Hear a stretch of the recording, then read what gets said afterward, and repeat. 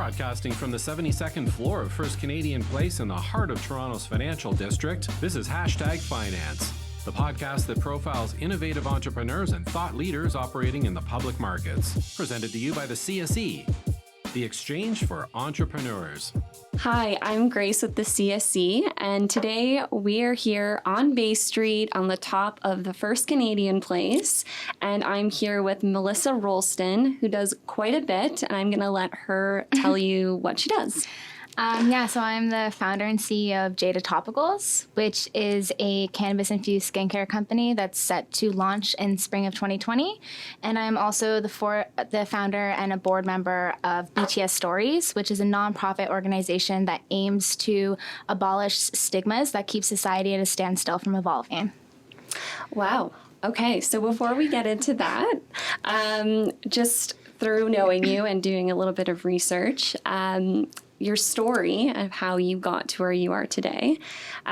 You apparently came to Toronto wanting to do or to evolve in your photography career, but that ended up with a licensed producer in, when was it, 2013? Yeah. Okay, so that's like right when it was first starting. Yeah, so as you know, the MMPR was introduced in 2014. So when I had come on board with this project, I came in as actually an executive assistant to the CEO of the licensed producer applicant.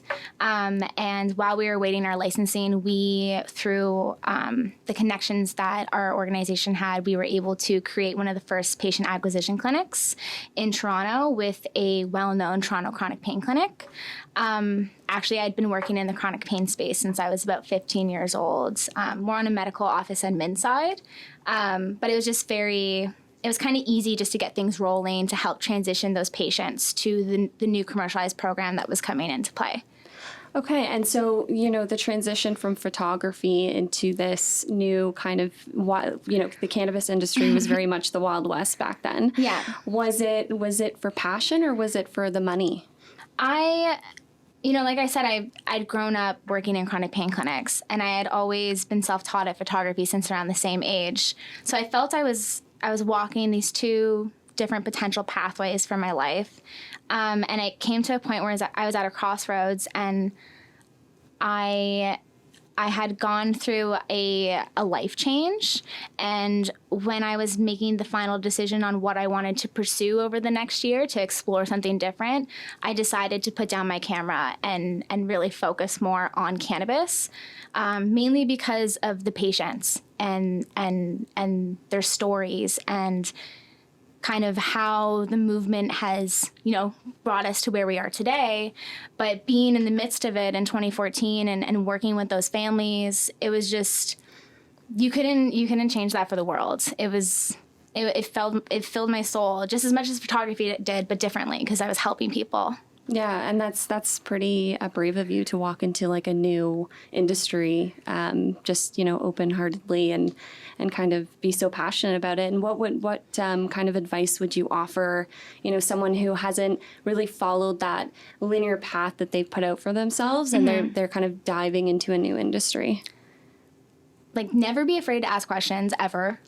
It's okay to be considered the stupidest person in the room, because you're going to make your own connections yourself based on what you feel is your purpose and what your mission is in the career path that you want to pursue. So, for example, for me with cannabis, I was lucky enough to have a network of medical professionals that I could lean on, and I would read medical journals, and I would talk to the patients, and just using logical and critical thinking, be able to kind of point them in the direction that they themselves needed to be. Because a part of me, growing up in a holistic home, I feel that you can always be your own doctor in order to manage symptoms, especially when you're suffering from some sort of chronic illness.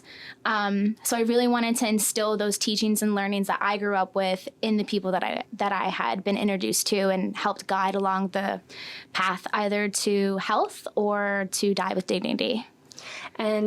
And you must have seen some pretty interesting cases. Yeah. Can you talk about one that really stands out to you? So I do have permission to talk about this one case. It was a young boy who had was essentially diagnosed terminal brain cancer. And I had been working with their family since they had gotten their prescription. So providing the parents with resources to be able to make the cannabis oil at home, being able to make sure it was all done legally so that they couldn't run into any sort of custody problems and they were following the rules of the law. And then they were also using the cannabis alongside their traditional treatments. So I don't know if you know this, but in Ontario, if your child is diagnosed with cancer and you say that you don't want to pursue conventional treatments, it's actually illegal. So they were using the alternative therapy, which is, I like to call it cannabinoid therapy, alongside chemotherapy, and they were doing some cybernetic radiation treatments. And we finally got them to this point where their symptoms were managed, their quality of life was enhanced, and once they had gone in the conventional treatment side, they had figured out a way to really, really reduce the tumor size. So this young, vibrant kid ended up becoming cancer-free, but unfortunately, because of the invasive side effects of chemotherapy, the bone marrow had turned to scar tissue, and they ended up getting pneumonia in the wintertime and passed away. But that little boy, like, he changed my life. He changed the meaning of a date for me personally, and I still talk to his parents to this day, and he's, like, those are the stories, you know what I mean? Like, real life-changing experiences. Yeah, exactly. And you must have learned or gained a lot of skills that you could probably put forth to your new initiatives that you're doing today. And could you talk about some of those? Yeah. So, I mean, with BTS Stories, we want to capture the behind-the-scenes stories to help break a stigma. So what we've been really focusing on over the past year is collecting people's stigma stories. So either their own internal battles with stigma and cannabis use and having to overcome it to be able to reach some sort of point in quality of life while dealing with their ailments, or dealing with stigma that's been pushed on them through family members or their workplace or whoever it may be. So having those people come and tell those stories really just paints a very human picture of the internal and external battles that a lot of people have had to deal with while exploring while we've gone down the journey of the cannabis movement, essentially. Yeah, no, that's really interesting and moving, really, to be involved in that. And then you also, I remember when Richard, the CEO of the Canadian Securities Exchange, brought you through the office. Yeah. One of the first things he pointed out was that you had a show on Sirius XM. Yeah, so I had a weekly segment for about a year and a half. And that was really when I kind of had to overcome my own stigmas of being okay with putting my face and name in front of something. Because for the longest time, from 2013 to 2016, everyone just knew me as Melissa. Mm-hmm. No one knew my last name. I didn't do any PR. I was very behind the scenes. And so taking that opportunity allowed me to really branch out and own my voice and help, provide solutions for people that want to be more cannabis eccentric and want to talk about it more and explain what's going on in the industry from an actually industry stakeholder's point of view. Mm-hmm. And even you being that thought leader in that space, especially back then when cannabis it was stigmatized, mm-hmm. right? It even still is to this day. Yeah. And was there ever some sort of, were you ever stigmatized amongst your family, your friends? Oh, totally. I'm a military kid, so I think that says enough for that side of the family. But I mean, as time started to move, people's perceptions started to change as well. But I still very much dealt with stigma personally. I didn't know if I could use cannabis. I didn't know if it was okay. Even though I was helping all these patients and doing all this research, and I knew what would be beneficial for me for managing symptoms of PTSD and anxiety, I would still not, I was like, I don't know. Should I be doing this? And it was always this internal fight. And I was like, I can't be the only one that feels this way.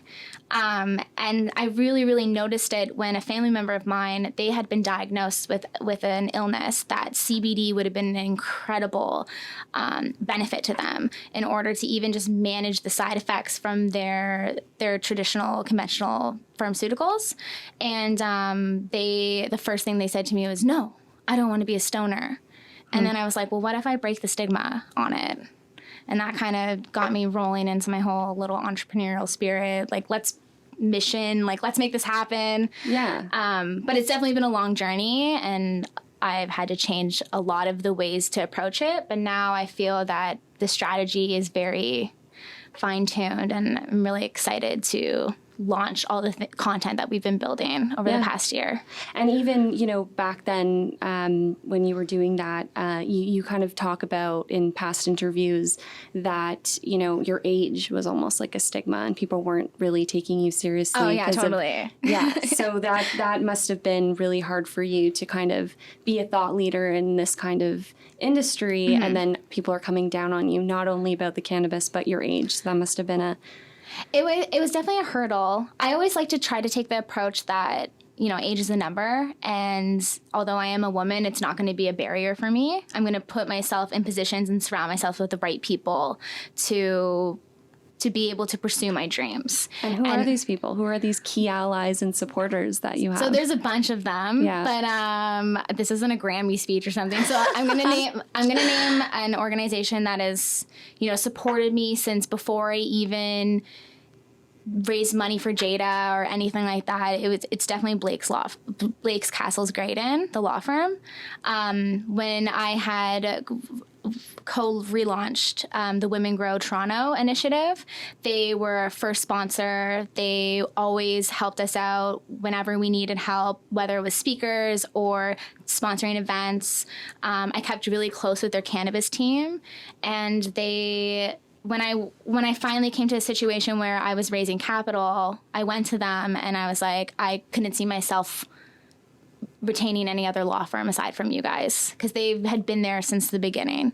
And I'm very appreciative for them. They have helped out immensely, even just taking the time I dropped out of school, so teaching me the ropes of some very key fundamental business skills that you require to be able to run an organization like this. It's been immensely helpful. Yeah, no, definitely. And you're probably anyone is pretty vulnerable going to any kind of law firm, right? Yeah. And they, it's a lot. Yeah. So, and then I kind of want to go and dive into BTS, Breaking the Stigma, because I love that foundation. It's awesome.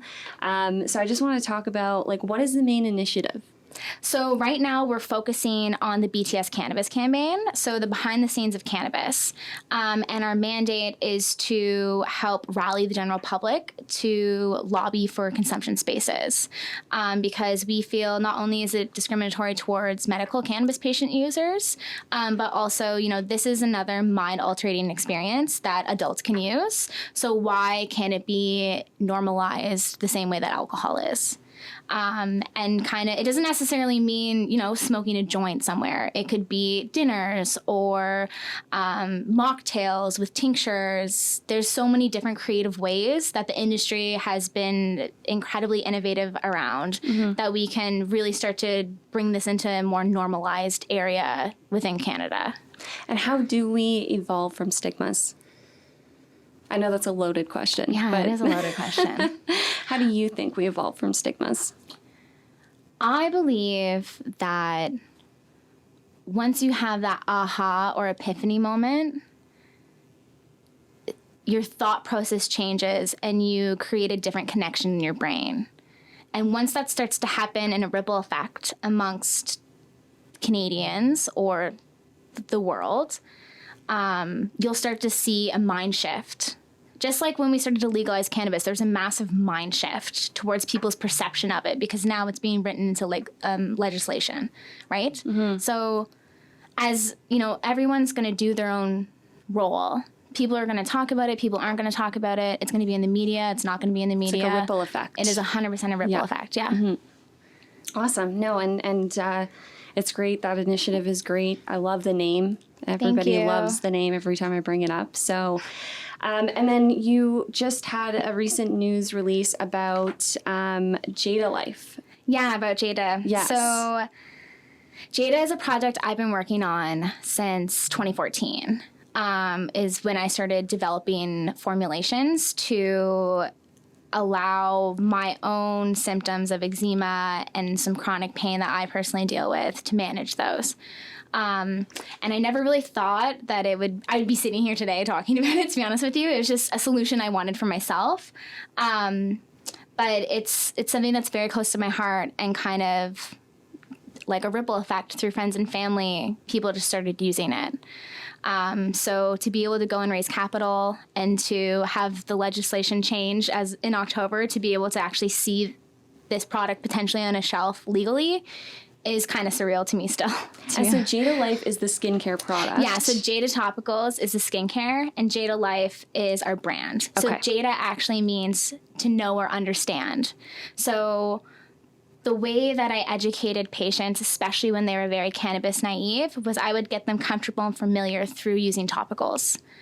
And it just kind of got them to know and understand their life and their symptom management and what they needed to do to be able to have the best quality of life.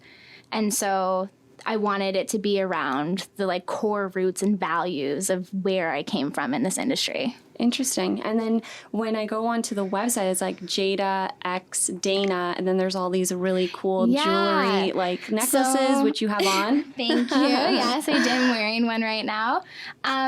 So I wanted to create a non-traditional swag item that really made a bold statement so that we could tie it into BTS and really showcase right out of the gates the social enterprise that I was trying to create, or am creating, not trying, I'm doing it. So basically with that is, where do you wear jewelry? On your skin. Yes. One would hope. Well, right? I mean, sometimes people put on turtleneck, but whatever. So that comes down to a style thing. So I want, my whole sole purpose is empowerment from the skin to within. So I want to empower my community of consumers. I want to empower them so that they're not feeling skin insecurities. And rather than covering up their skin insecurities, I want to create really, really innovative products that help manage those skin insecurities. But also I want them to feel like the queen or the king that they are. And so I grew up with jewelry. I love jewelry. I met Dana a couple of years ago, and he's very much become like a brother to me. And we developed this line, and it just really made sense as the next move. There's a massive gap in the Canadian market right now for high-end cannabis jewelry. And it's a good way to tie in the social initiatives that we're planning to support throughout the next couple of years with the JADA X Dana campaign. Yeah, and I noticed when I went onto the website that it was like 10% of proceeds go to breaking the stigma. Yeah. So how does that work? So the 10% of the quarterly profits from the original JADA X Dana campaign are going to BTS Stories. And the purpose of that is to help cover the costs for operational. So any content creator that we have in the organization, they get paid. So if we have anyone shooting video or doing camera or anything like that, they all work for the nonprofit, and they are paid for their time and services. We also need to raise money so that we can do a big media awareness campaign, which obviously costs quite a bit. And some of the lobbyists that we're working with, obviously there's fees associated with that too. So everything that goes into the nonprofit is going towards executing our mandate. Nice, good. Yeah. And just lastly, where are we with the cannabis industry right now, and how is it reflected in your jewelry? Like, what can we look forward to? Because I know on your website it said, your jewelry reflects the current state of the cannabis industry. So what's your jewelry going to look like 3 months from now? Well, I can't say that yet, but I think that it's a perfect reflection of where we are. Like, we have cufflinks in our line. A lot of people in capital markets have made quite a significant amount of money and have lost some money through pot stocks. And, you know, like, we wanted to create tailored pieces to those people who have been at the forefront of breaking the stigma on cannabis without necessarily being aware of their contributions to it. So it's kind of an emblem that we've created to represent where we are with legalization in Canada, and to hopefully eventually see global legalization. Don't ask me when that's going to happen. I'm just trying to manifest it right now, to be honest with you. And where can we buy your lovely jewelry? So you can go to www.jada.life. And all the jewelry is there.